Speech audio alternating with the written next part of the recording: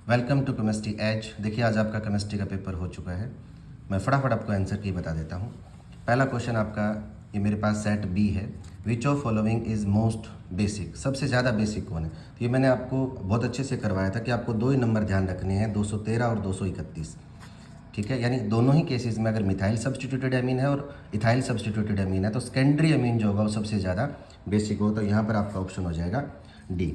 Second question देखिए, आपसे पूछा गया है होफमान bromide degradation reaction is shown by. आपको पता है कि ये जो रिएक्शंस है ये आपका ऑप्शन हो जाएगा यहाँ पर सी, क्योंकि एमाइड में बाद में क्या करते हैं, आप एक CO ग्रुप को एलिमिनेट कर देते हैं और प्राइमरी अमीन बना देते हैं।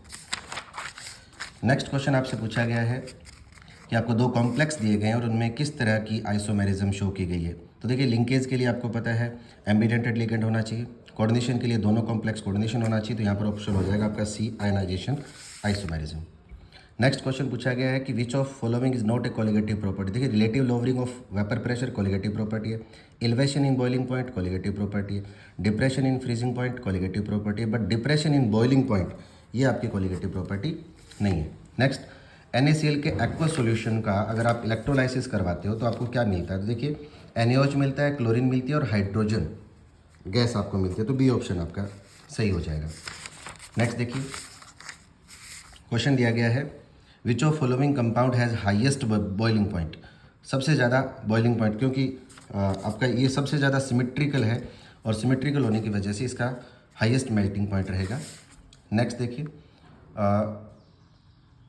जो आपका क्लोरोफॉर्म है उसका यूज़ ऑल ऑफ अबो, सभी जगह पर इसका यूज़ होता है। नेक्स्ट क्वेश्चन,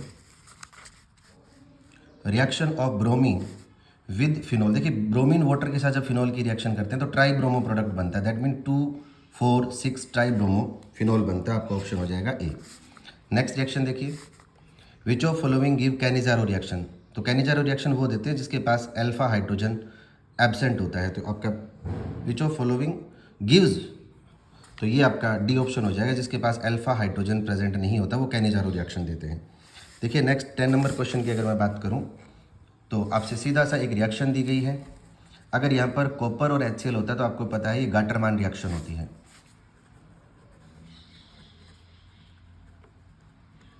नेक्स्ट में प्लेटिनम का कोऑर्डिनेशन नंबर पूछा गया है, कोऑर्डिनेशन नंबर है 6। Next question, primary alcohol when passed over heated copper at 573 kelvin. तो इसका ऑक्सीडेशन हो जाता है, हाइड्रोजन गैस निकलती है और यहाँ पर एल्डिहाइड बनता है आपका।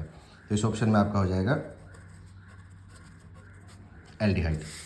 नेक्स्ट क्वेश्चन देखिए, मैं 14 क्वेश्चन की बात कर रहा हूँ पहले कि आपके पास the conversion of molecule X to Y follow third order kinetics if the concentration of X is raised to 3 time how will the effect in the rate of formation of Y। कि Y जो है उसकी rate पर क्या फ़र्क पड़ेगा, क्योंकि third order reaction है।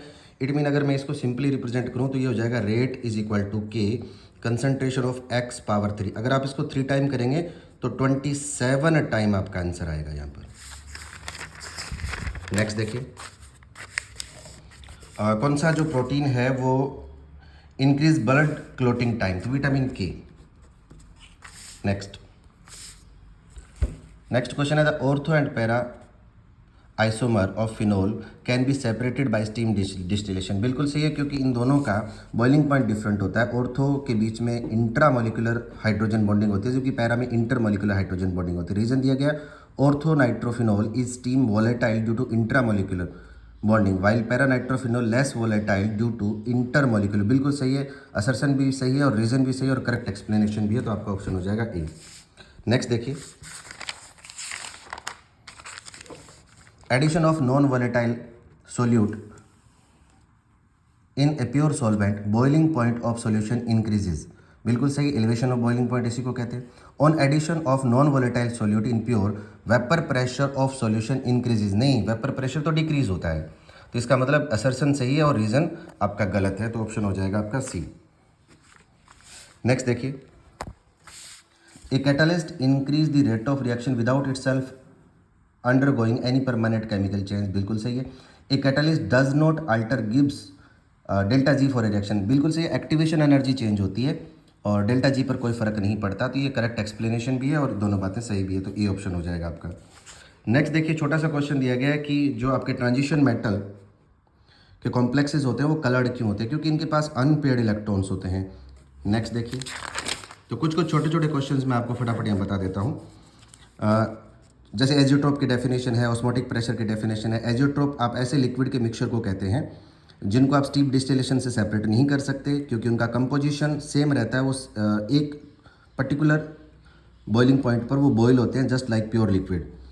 ऑस्मोटिक प्रेशर को तो आप कई तरह से डिफाइन कर सकते हैं कि वो एक्सेस प्रेशर है जो ऑस्मोसिस को रोक दे। किस साइड के अंदर? आप सॉल्यूशन साइड के अंदर लगाते हैं।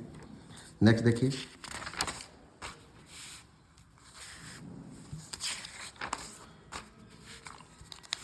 राउल्ट्स लॉ, अगेन बहुत शानदार क्वेश्चन दिया गया है। उसके बाद देखिए ये क्वेश्चन मैंने आपको अगर देखेंगे आप तो लास्ट में करवाया भी था आपको, जब मैंने वो सिंगल शॉट वीडियो आपकी प्लेस करी थी कि CiCl2 2 नेगेटिव पैरामैग्नेटिक है, जबकि NiCO4 जो है डायमैग्नेटिक है, क्योंकि इसके अंदर जो आप हाइब्रिडाइजेशन देखेंगे तो sp3 हाइब्रिडाइजेशन है और अनपेड इलेक्ट्रॉन प्रेजेंट है। अनपेड इलेक्ट्रॉन प्रेजेंट होने की वजह से जो ये कॉम्प्लेक्स आपका जो पैरामैग्नेटिक है, यहाँ Ni2 पॉजिटिव ऑक्सीडेशन स्टेट में, जबकि यहाँ पर निकल जो है वो जीरो ऑक्सीडेशन स्टेट में, और निकल का इलेक्ट्रॉनिक कॉन्फ़िगरेशन 3d8 4s2 होता है। और जब ये कॉम्प्लेक्स बनता है तो ये जो इलेक्ट्रॉन्स हैं S वाले, ये आपके D में आकर के पेयर्ड हो जाते हैं, और पेयर्ड हो जाने की वजह से ये डायमैग्नेटिक है, जबकि ये आपका क्या है? पैरामैग्नेटिक है। तो ये छोटे क्वेश्चंस थे जिनका सॉल्यूशन मैंने बताया। अगर आप डिटेल वीडियो मैं इसकी करीबन 8 बजे अपलोड करूँगा, तो आप हर एक क्वेश्चन का डिटेल के अंदर आंसर चेक कर सकते हैं। Thank you.